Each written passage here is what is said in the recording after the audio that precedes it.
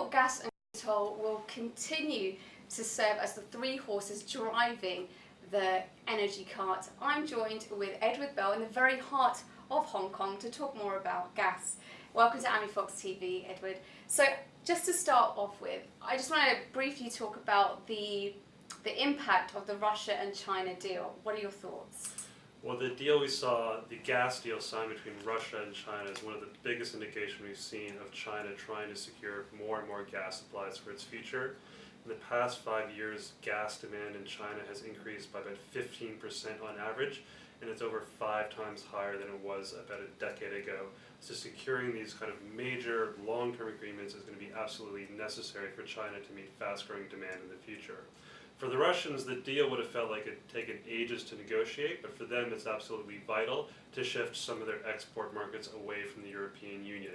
Now, certainly we've seen a lot of unease on the political side between the West and Russia over the crisis in Ukraine, but probably more importantly for the Russians is the fact that overall energy demand in the EU is in decline. The recession had a big impact on that. There's growing renewables that are being generated locally. So Russia needs to really find alternative export markets other than that shrinking European one. Touching upon that, so Russia's actually taken quite a hit in terms of price. Now, China seems to be the only one kind of laughing in terms of the prices that's been put forward. So in terms of long term, what does this mean in terms of like prices and stability? Well, the full details of the contract haven't been made public, but from what we've been seeing, the terms for the gas being supplied into China are about what Germany is paying for supplies of Russian gas. So it's not actually that the Russians had to give up too much. There was probably a little bit of pressure on the Russians to maybe ease some ground or give some ground to the Chinese because they're concerned about whether or not they could continue exporting into the EU.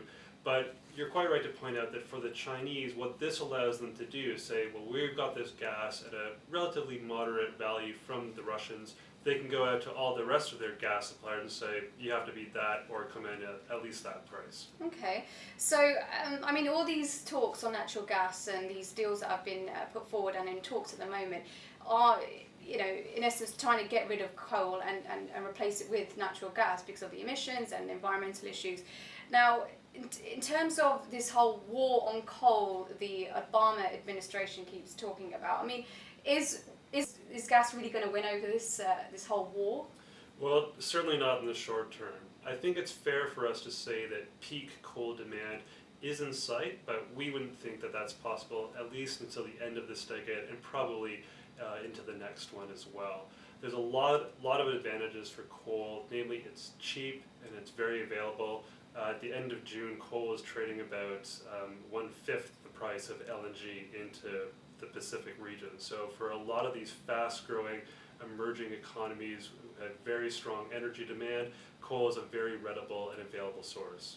Okay, so coming back to the to this whole natural gas deal, India now wants to get involved.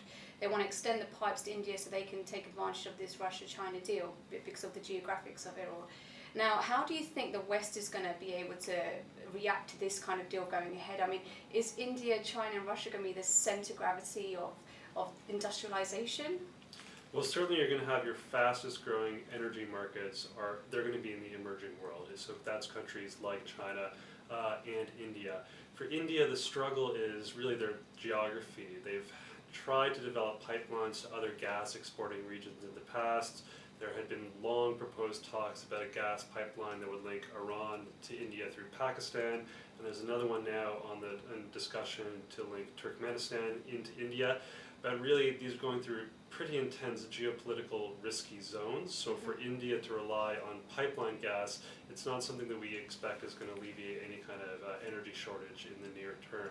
So that really leaves India reliant on the more costly LNG export market. But clearly for India, you have about 300 million people who don't have access to reliable electricity. Yeah. It's about the size of the US population, so it's going to be a huge demand pent up there. So as they're a huge coal producer, how does that fit into them wanting to engage into this plan? India has about the world's 5th largest coal reserves, but its production is so inefficient that it actually has to go out into the import market to import coal. And there are a lot of other issues in terms of the infrastructure and just getting the coal across the country from where it's located in not very high energy demanding regions across to more of the urban centers. So it will be exploring other alternatives to develop energy, but I really don't think that securing a pipeline as part of this Russia-China deal is going to be a possibility for India anytime soon. I think you're going to see a lot more investment going into the private sector in India, expanding coal-fired generation and coal mining. And also if we see the new government getting serious about price reform in gas especially, that could incentivize a lot more domestic production of natural gas in India and make that available as a fuel source. So just going back on what you said about the US attempts, the sanctions that they've got on Russia, do you almost think this has been like a backlash, and because they've obviously tried to get away from their core European market and gone straight to Asia? How do you think this is kind of influencing this whole sanction over Russia? I think one thing to remember is that the China-Russia deal was signed around the same time as there's this heightened political uncertainty between the West and Russia, but that deal has been in discussion for a long time, well before there had been any kind of political instability. So it was more likely that it was going to get signed eventually anyway, and probably, yeah, the political risk added a bit of a push. I would still say, though, that the U.S. has a big role to play in terms of supplying energy to the Asian markets. As coal demand in the United States has gone down, it's meant that a lot of its coal production has gone out to the export markets, and that's feeding into Asian markets. And also from the end of 2015 and into 2016, toward the end of the decade, we're going to start to see the first exports of U.S. LNG coming into the market. Now that's going to be very, very attractive for hungry Asian buyers because that gas is going to come onto the market at a much cheaper reference price than what they're paying for right now. I see, okay. So just finally, just touching upon sort of global FX. Now this deal, when it goes ahead, when it's all signed, is not going to be traded in US dollar. It's actually going to be traded in yuan and Russian rubles. And this is one of the major deals that's going to be one of the first times it's going to be actually traded away from the US dollar. Now, what implication will this have on the US dollar? Will it weaken it in the long term, or will it just be a blip in history? Or yeah, well, I think you'll see more of these bilaterally negotiated deals that could be negotiated in a local currency, whether it's the RMB or the ruble. But overall, the dollar's role is providing for benchmark prices. I don't think that's really going to be challenged in the near term. The only thing that we could really see developing is if there was a real push to developing a natural gas trading hub in Asia, where you might get a contract priced in local currencies. Now, in order for that to happen, that contract or that market would have to be deep enough and liquid enough to allow for it to be traded easily and to develop the things like the derivatives and options necessary to make it a really viable alternative hub to the ones you have in Europe and the US. Currently, there's only a few countries in Asia that could really develop that, so I'd be looking at places like Japan or Singapore, so maybe a yen or Singapore dollar denominated contract to have that develop.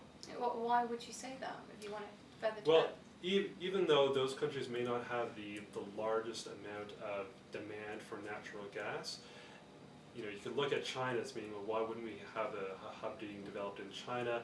You just have to question whether or not people participating in those contracts are going to feel confident that they get their money in and out, that the pool of currency is deep enough, and we're not going to see that happen until China really opens up its capital account a bit more.